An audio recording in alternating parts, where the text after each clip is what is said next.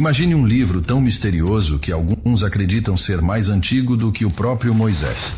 Um livro que fala de dor, silêncio, fé e esperança em meio às cinzas. Um livro que não tem respostas fáceis, mas que faz as perguntas que mais queimam dentro da alma humana.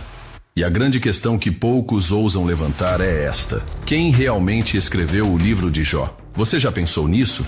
Será que foi o próprio Jó escrevendo suas memórias de sofrimento?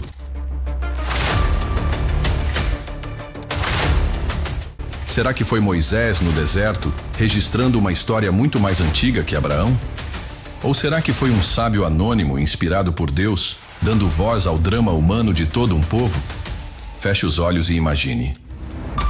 Uma tenda perdida no deserto, uma chama tremulando num candeeiro de barro, um homem de semblante sério, de mãos calejadas, pegando um pergaminho e registrando palavras que atravessariam séculos.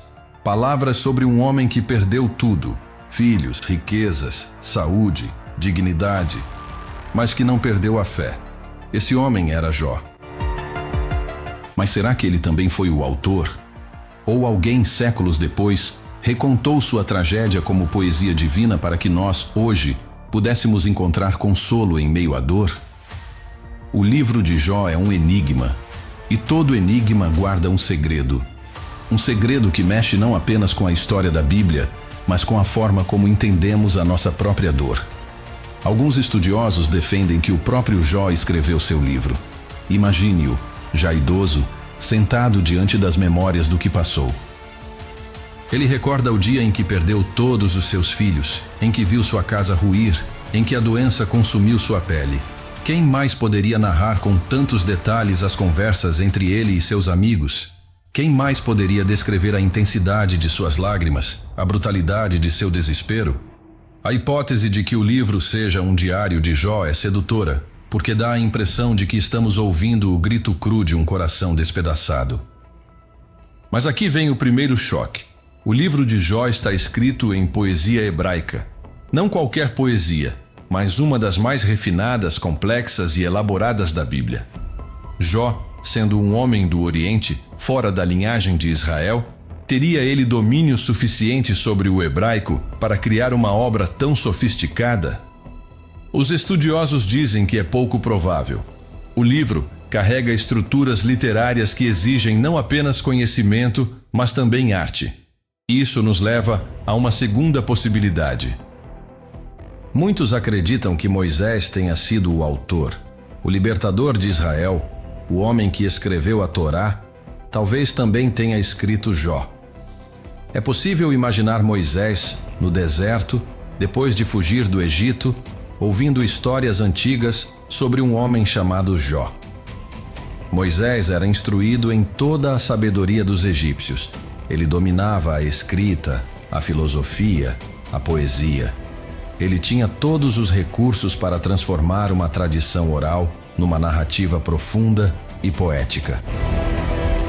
Além disso, o livro de Jó carrega marcas de um tempo muito antigo. Não há menção a Israel, ao templo, nem aos levitas. O culto descrito é simples. Jó oferece sacrifícios como patriarca de sua família, exatamente como faziam os homens antes da lei. Isso sugere um cenário pré-mosaico. Mas aqui entra outra reviravolta. Dentro do livro de Jó, há palavras aramaicas, um idioma que só se popularizou muitos séculos depois. Há traços linguísticos que não existiam no tempo de Moisés. Se Moisés foi o autor, como explicar isso? Alguns dizem que, ao longo do tempo, escribas podem ter atualizado a linguagem, ajustando palavras para que fossem compreendidas por leitores posteriores. Outros afirmam que a presença do aramaico prova que o livro foi escrito em um período muito mais tardio, talvez no exílio babilônico. Imagine esse cenário: Israel em ruínas, o templo destruído, o povo humilhado, vivendo em terra estrangeira. O exílio era o sofrimento coletivo de uma nação. Então alguém, talvez um sábio anônimo, talvez um profeta esquecido, escreve a história de Jó como metáfora da dor de Israel. Assim como Jó perdeu tudo, Israel também perdeu sua glória. Assim como Jó não entendia o silêncio de Deus, o povo no exílio também clamava em vão. Assim como Jó foi restaurado, havia esperança de que Israel também fosse. Você percebe o peso dessa possibilidade? O livro de Jó seria, ao mesmo tempo, uma história pessoal e um reflexo do sofrimento coletivo de um povo inteiro.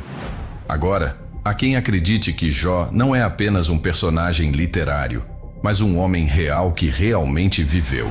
A Bíblia menciona Jó em Ezequiel 14, quando o profeta cita Noé, Daniel e Jó como exemplos de justiça. O apóstolo Tiago, no Novo Testamento, também fala da perseverança de Jó, Tiago 5:11. Isso significa que Jó não era apenas uma parábola ou invenção. Ele existiu. Ele foi lembrado por séculos como símbolo de fidelidade em meio à dor. E aqui está o detalhe mais impressionante.